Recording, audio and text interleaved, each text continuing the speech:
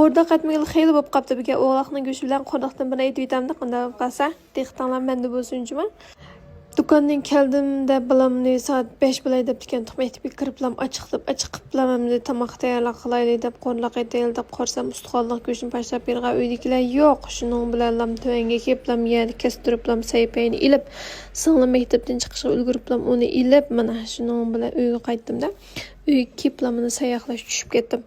Qishichi yo'ldoshni tatqan o'g'loqlarda qo'rdoq deganini toza etib yeb chiqqan tuxmini hozir manda buni o'yladi qo'rdoq qilib yeyapmiz, lekin sizlarga finjan qilmabdim ekan, tuxmagan finjan qilay deb chiqdim.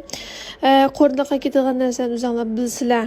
Yong'yu, sabza, anankin tatliq yong'yu, qo'naq bo'lib qolsa qo'naq qilsanglar bo'ldi, yo'q bo'lsay, so'ng piyoz, laza, samsoq degandek mush narsani ishlatdim men. Ananki tunugulam lamaydı qamasma. Şu an bugün bununla xiyana ximiya qilmasdilam, guruchnilam qilayli deb guruchmi degapga guruchtimi akaptimi. So'ngra guruchni yeb dumlayotgandan keyin saylarimni mana shu xil holatda to'g'rab tayyor qilib oldim. Qozon qishkichimish mayni qo'yiblam, birdam to'sam bu chuchigandan keyin birinchi yo'l bizning o'g'loqning go'shtini selab buni umdan qo'rdim. Men shu go'shtni qancha pishiq qo'rvasa shunda yaxshi ko'rmayman. Odatda boshqa tomoqlarni aslamni go'shtni shunda pishiq qo'rmayman. Shunga bu go'shtni shunchalik qo'rgandim. Ajoyib ish qilib og'zinglarga tushsa erg'ilash shunchalik payzibdi.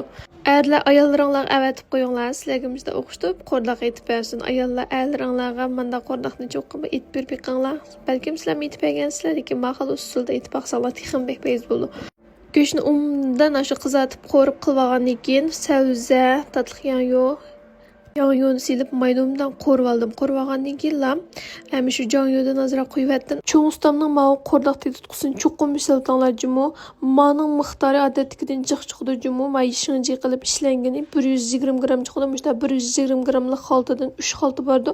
Seyir qaruq esib qo'ymash yerlam zakaz tushasanglar bo'ldi. Tamuqinglarda qizlar hargiz kam bo'lib qolmasin jumu. Mishna qizartib toz payzi qo'rib, pomidorni oxirida seplam. Anan yandan elashtiriblam suyini mo'p holatda qo'ygandim. Bu qaynab shunchalik payz bu bortaqsh mana. Ammiyat purqid bir oldi. Anan taybayq tayyorlab olgan laza, samsaq, anan keyin men so'ng piyoz yo'basaylarni silib bir aqir qo'rib etib mana taqsiga chiqdi jumu shunchalik pek o'xshabdi og'zinglarni qag'idinglar. Mushtamuqim uchun bo'lsin bir atal yurak besib gullar yo'llab qo'yish unutib qolmanglar juma. O'ng'icha mana tomoq yeb saqlanishni ketdi. Bayliq deganmi shu mana. Zeyç tatqan japoyimizning mana mo'l solibiga uyga kelib shunda xo'shalarda bu qo'noqlarimizni kutib olgan bo'ptiq. Shuning bilan mana yo'lshining tomoqiga yedim tatamay qoldim. Men aldirachilikda bilasizlar, maqsad kerak bo'lib qolsa seyir qardini setib olsa bitta yurak besibini qo'llashni hargiz unutmaysiz. Sizlarga yaxshi bo'lgan mahsulotlarni, yaxshi bo'lgan videolarni kunni yo'llab turib, unda bo'lsa at ko'rishaylik. Xayr, xo'sh.